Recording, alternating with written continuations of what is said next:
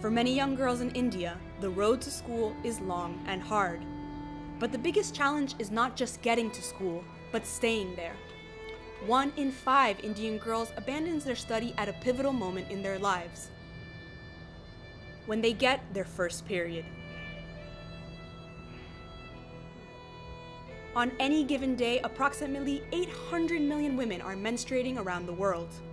But while it may be a common occurrence, it is not always accepted as normal. Menstruation is considered to be a dirty phenomena. So when it is considered to be a dirty, which means that anything that is related to religious activities or anything that is considered pure rises to a lot of different myths. Like, I cannot touch certain thing, or a menstruating girl cannot touch certain thing. She is not allowed to cook. It's more like a seclusion. Aditi Gupta was raised in India and experienced this kind of isolation firsthand. She was able to finish her school through college, but many girls like her are not as lucky. The lack of basic sanitary facilities is among the biggest challenges for many women around the world. It's not something that Lisa Schetzelman works for WaterAid, an organization dedicated to expanding access to clean water in developing nations. For a girl who is menstruating, to be in a situation where she doesn't have a latrine can be extremely traumatic. Girls who are menstruating are really not likely to go to school while they're menstruating. So we see something like 50% absenteeism rates related specifically to menstruation. The education of women is not just a matter of human rights. It can have deep economic consequences. A study conducted by USAID found that if only 10% more girls attended school, a country's GDP would increase by 3% on average. Governments and nonprofit organizations around the world have taken note of these trends and are actively looking for ways to confront these issues. This event is a little bit unusual because on November 19th of 2013, a toilet took a seat in the UN. This was part of its celebration for the first World Toilet Day. It may seem odd to celebrate toilets, but the event sought to highlight the importance of basic sanitary facilities, especially for women.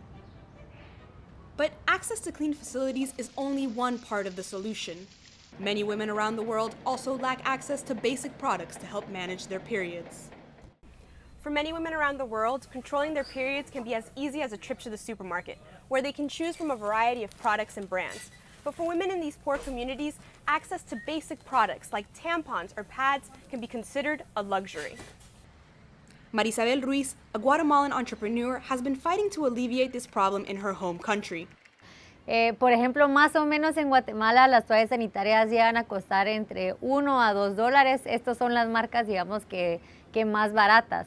Pero hay que tomar en cuenta que hay muchas familias que viven durante el día con menos de $1, por lo cual no les es suficiente pues comprar toallas sanitarias.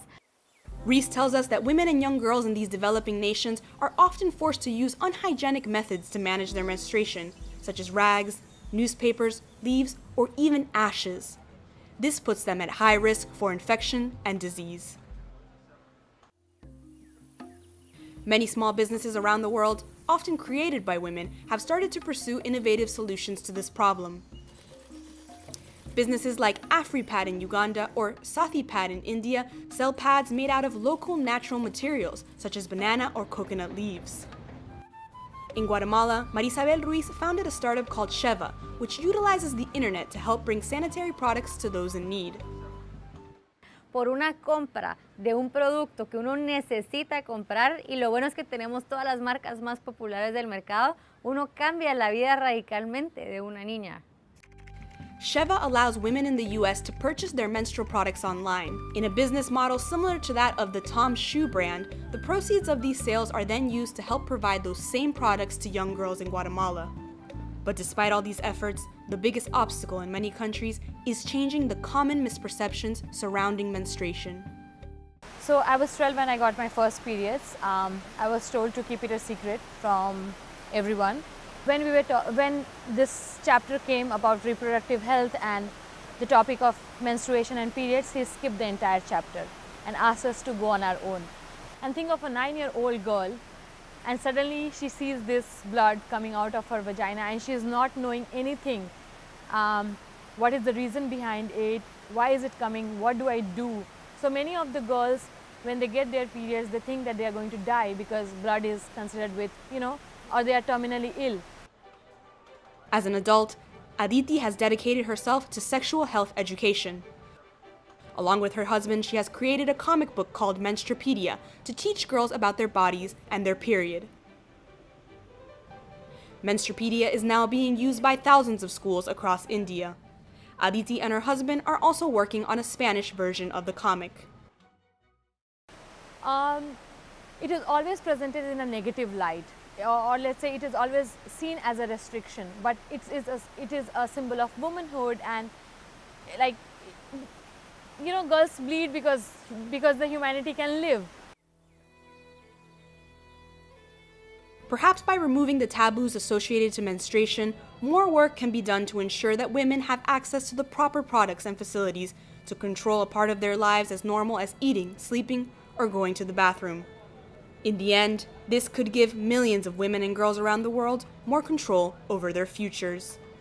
This is Karla Caraballo-Torres reporting for Efecto Naím.